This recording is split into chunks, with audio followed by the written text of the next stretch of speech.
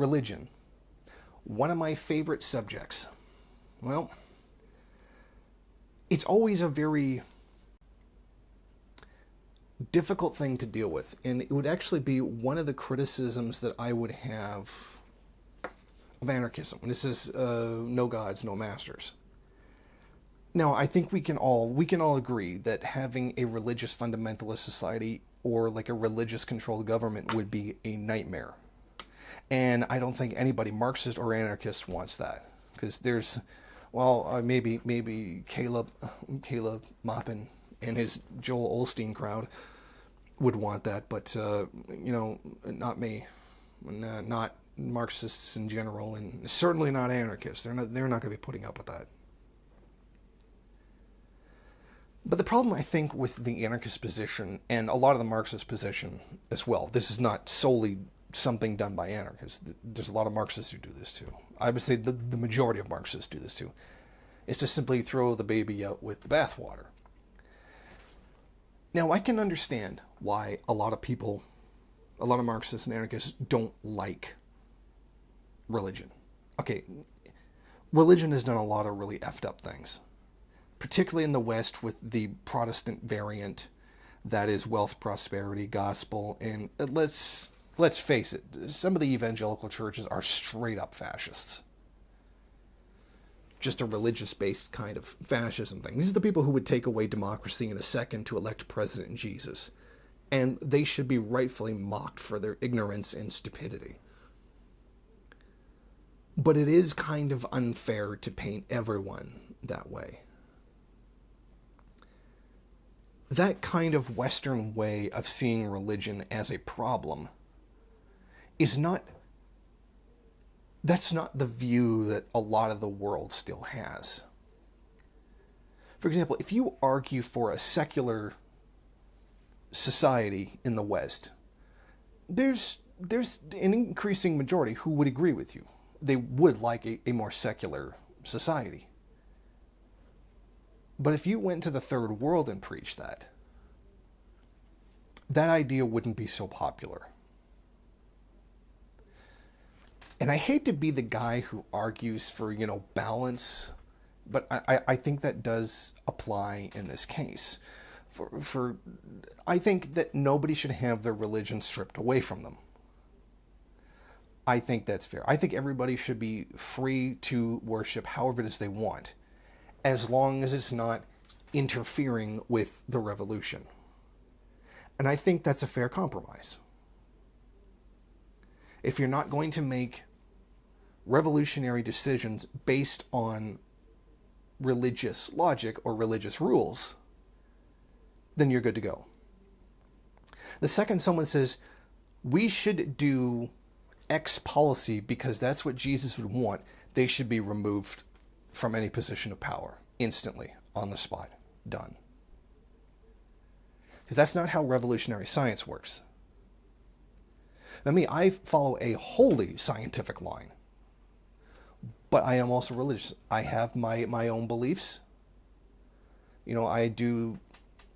My faith is done my way, and it does not interfere with my politics.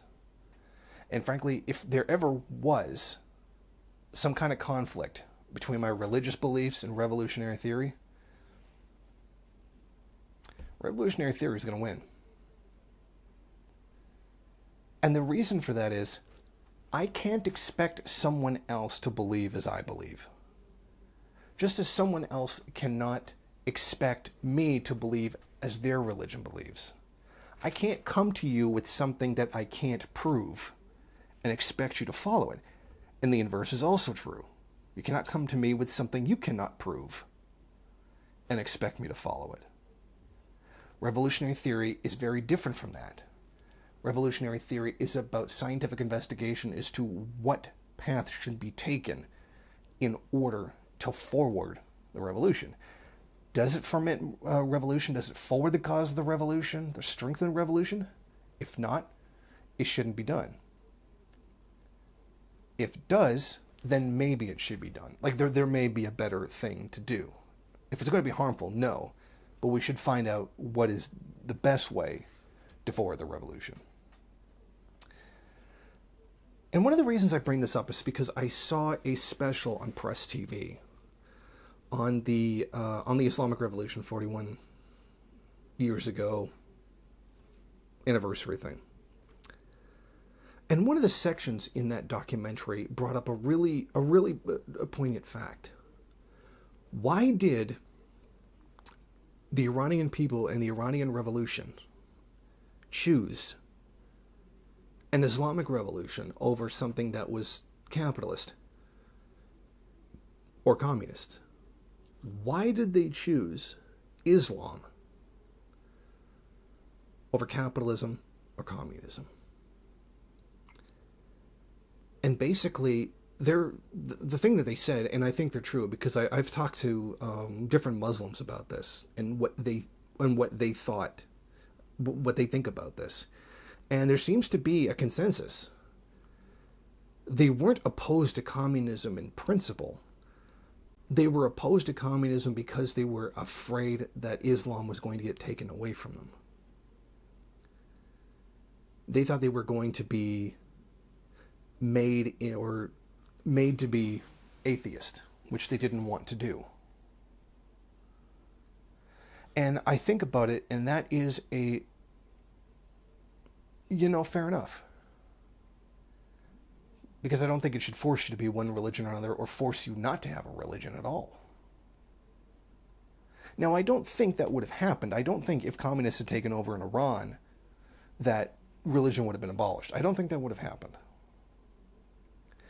But I can see why they would think that would happen. And I think, given that perception, they were right to be concerned. And I think that teaches us a lesson to a large degree. That if you are just going to hammer religion completely, you are going to make an enemy out of some people, and particularly people in the third world. Now, I didn't just say Iran is a third world country. I'm talking about third world countries in addition to Iran. If you really did go into these places and try to take Allah away from them, they're going to hate you and they're going to reject you. What I'm saying is that shouldn't be so much of a priority. It shouldn't be to try to take religion away. Acknowledge it exists. Okay, you have your religion.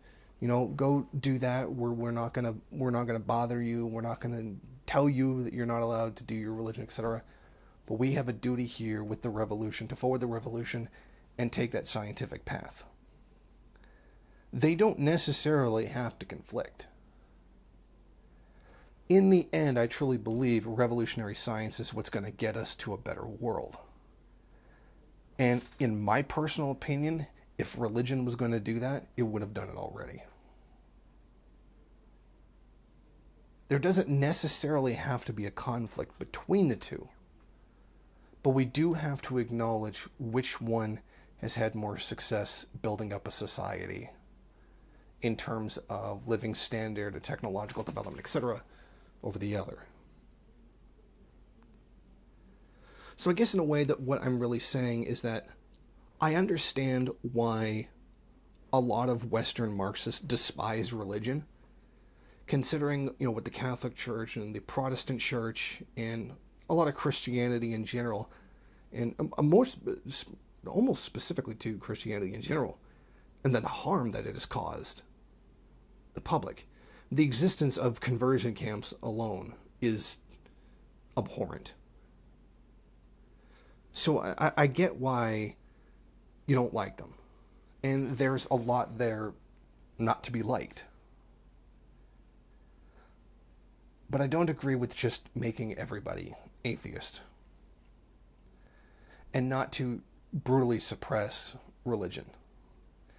And to the right-wingers in the comment section, no, that's not what the Soviet Union did. But I do think they went too far sometimes in pressing people away from religion. It's not like they put a gun to their head and said, stop believing in Jesus. That's the kind of paranoid, sick fantasy that you would find in Lyndon LaRouche's mind, one of Caleb Maupin's friends.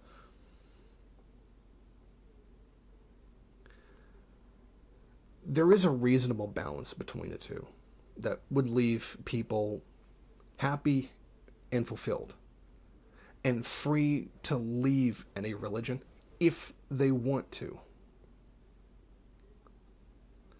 But they can also very well stay if they want to. And I think a path like that would be best for everyone. Thank you for watching. If you like this program, then please head over to my Patreon page and set up a monthly donation. It's your donations that keep this program running. Also, if you would like, please rate, comment, subscribe, and share in various social media.